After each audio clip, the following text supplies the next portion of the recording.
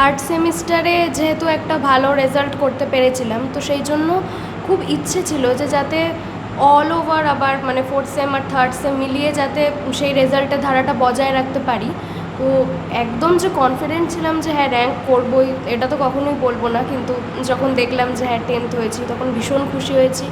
স্কুলের টিচাররাও, আমার বন্ধুরা, মা বাবা দিদি সবাই খুশি। কঠিন রোগে সাথে লড়াই করে উচ্চ মাধ্যমিকে র্যাঙ্ক কতটা কঠিন ছিল? খুব বেশি কঠিন ছিল না, তার কারণ এখন তো মানে সেরকম কোনো সমস্যা নেই, পুরোপুরি ঠিক রয়েছে। শুধু রাত্রিবেলা জেগে অতটা আর কি পড়তাম না, রাত জেগে, আর যখন যেটা প্রয়োজন হতো তখন প্রয়োজন মতো ভোরে উঠে পড়ে নিতাম। কবে প্রথম জানতে পেরেছিলে এই রোগের কথা, কী মনে হয়েছিল? ক্লাস 6-এ অক্টোবরের শেষের দিকে সম্ভবত, স্কুলের অ্যানুয়াল পরীক্ষার আগে। আমি প্রথমে জানতাম না আমার কী হয়েছে, পরে জানতে পেরেছিলাম। সেরকম কিছু মনে হয়নি, হয়তো বয়সের কারণেই বা ওরকম কিছু, কম বয়স ছিল, অতটা কিছু ভাবিনি। শুধু ট্রিটমেন্টের সময়টা অনেকটা ছিল, এটা জেনে একটু মন খারাপ হয়েছিল যে বাড়ি কখন ফিরতে পারবো বা স্কুলে কবে যেতে পারবো আবার। দীর্ঘ লড়াইয়ে কে মনের সাহস দিয়েছিল? সবাই, আশেপাশে যারা আছে প্রত্যেকের থেকেই প্রতি মুহূর্তে শিখেছি। ওখানে কত ছোট ছোট বাচ্চাও ট্রিটমেন্ট করতে গেছে, অথচ মানে কতটা প্রাণোচ্ছল ওদের দেখে, তো মানে আমার প্রতি মুহূর্তে মানে ভালো লাগতো যে হাসছে, ছুটছে, খেলে বেড়াচ্ছে।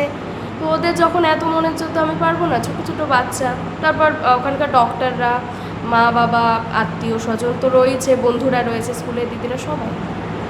দিনে কত ঘন্টা পড়াশোনা করতে? ধরা বাঁধা তো কিছু ছিল না, স্কুলে যেতাম রেগুলার, তারপর স্কুল থেকে এসে টিউশনের সময়টুকু বাদ দিয়ে যতটুকু হতো, সেটা কোনো দিন 3 ঘন্টাও হতে পারে, ছুটির দিন 4-5 ঘন্টাও হতে পারে, বাধা ধরা কিছু ছিল না। তো যেহেতু শরীরের প্রবলেম, শরীরটা খারাপ ছিল, তার জন্য কোনো সমস্যার মধ্যে পড়তে হয়েছিল যে এত রাত জেগে পড়া বা পড়াশোনার জন্য? মাঝে মাঝে মনে হতো যে হয়তো একটু রাত জেগে এই কাজটা করে নিতে পারলে ভালো হয়, কিন্তু সেরকম সমস্যা হয়নি, পড়ে উঠে মেকআপ করতে পেরেছি। ভবিষ্যতে স্বপ্ন কী হতে চাই? ভবিষ্যতে তো সাইকোলজি নিয়ে এগোনোর ইচ্ছে, সাইকোলজিস্টই হতে চাই।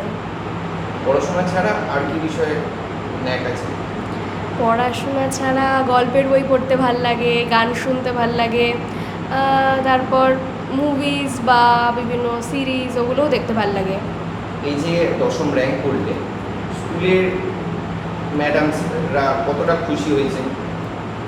ভীষণই খুশি হয়েছেন ওনারা তো। তাদের কি প্রতিক্রিয়া হ্যাঁ, খবরটা পাওয়ার পরে?